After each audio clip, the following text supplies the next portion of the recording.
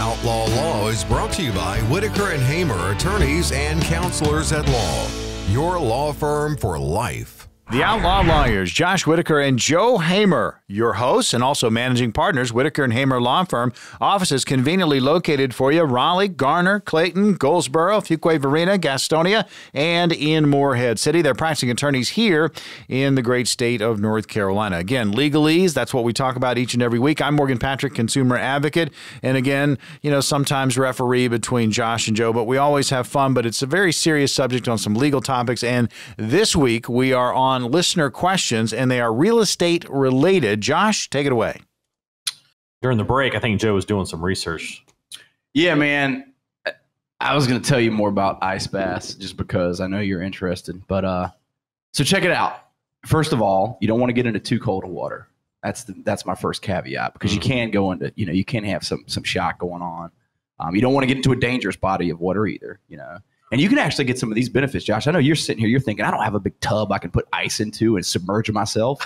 You can just do a cold shower. You can get some of these same benefits. But gotcha. Just to give you a rundown, you're going to have an increase in energy and focus, because you're going to have a big release of epinephrine and norepinephrine, which are very important, according to the scientists. You're going to build some resilience and some grit. It's going to train your mind to be tough, right? Like you're going to be more resilient. It's going to flood you with dopamine. You're going to have this prolonged release of dopamine, that makes you happy, Josh. That's going to keep you feeling real good. And then it's also going to, in the short term, it's going to increase your metabolism, because the body's got to burn calories to keep that core body temperature up. So think about all that, man. And all you got to do is freeze yourself half to death for a few minutes. Right. That's all you have to do. I get you. Well, that's a lot of information. Yeah, I wanted you to have it, man. But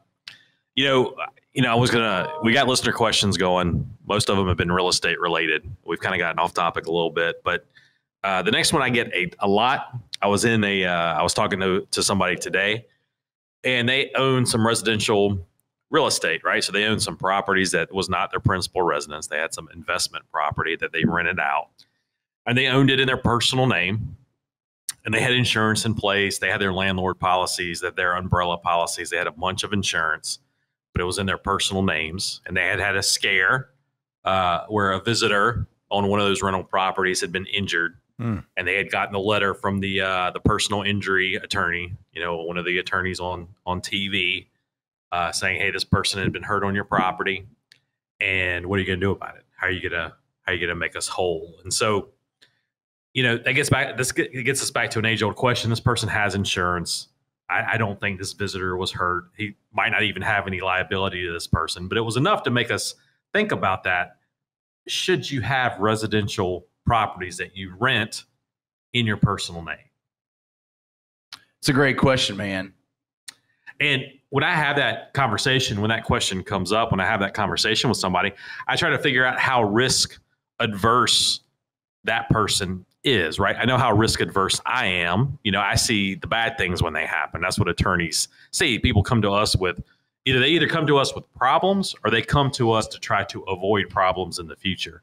And so I sit down with a lot of folks where I remember we had a consult a long time ago where someone was going to be liable for a wrongful death, right? Somebody was going to be liable. I don't remember the specifics. I don't know if it was a car accident or what have you, but basically somebody through their negligence their negligence had led to the death of another person, and they were going to be liable in their personal name, not in a business, not in a trust. Their personal name, their personal assets were on the line. They didn't have enough insurance. They had what they thought was a healthy insurance policy. It wasn't going to be enough to cover the damages. So they were, that's the bad situation. And it doesn't happen every day. But it happens, and we see that. So I'm not very risk adverse.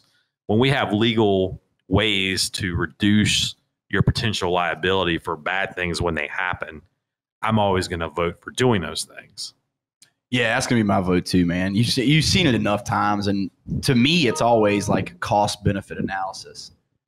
And especially with something like forming an LLC and deeding property into it, you're not talking about a substantial cost. And especially if you've got, investment properties of some sort, you've got the wherewithal, and you've got, you've got these properties, right? So how much more cost is it really to just go ahead and take the additional step of forming an LLC, getting the added protection you're going to have, where, again, like you said, your personal, you don't want to be personally liable. So you form this entity, you shield yourself from some liability.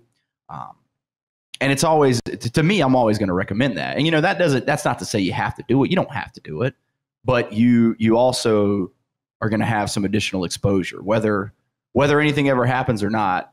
I'd say you were more exposed in that scenario. And like you said, man, we've seen it go south so many times. We're always going to make that recommendation. Like, hey, this is what can happen. We got to tell you the bad things that can happen. And that's like basically the only things we ever hear about.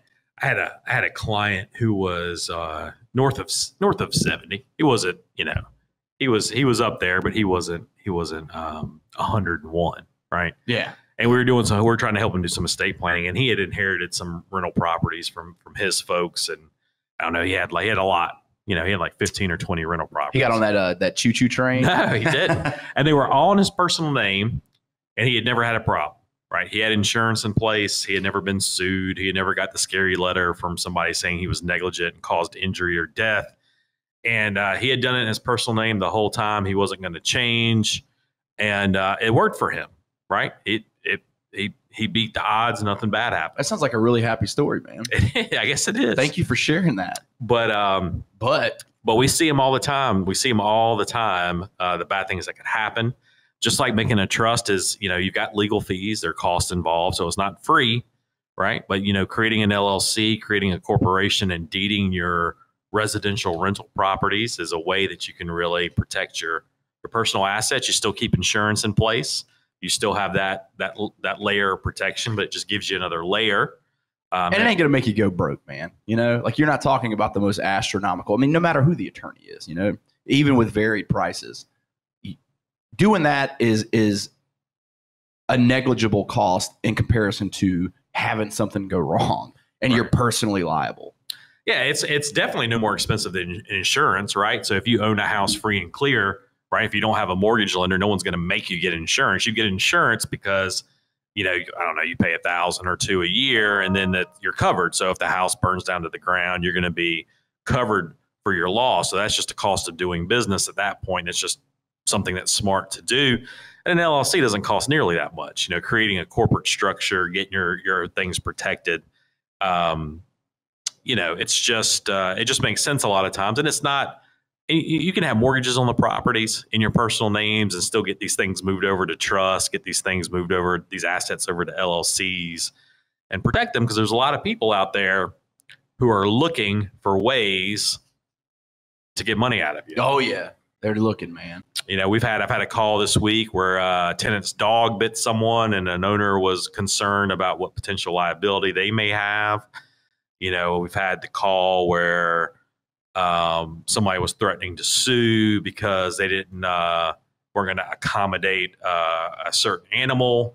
And they were looking at maybe a discrimination lawsuit. A lot of animal calls this week, man. Are you going to be the Dr. Doolittle attorney from now on? But we get those calls. And so for me and Joseph, those aren't some far-fetched thing that doesn't happen very often. They happen every day, all the time. To me, every dog I see is going to bite me. And it's a nightmare that I live in.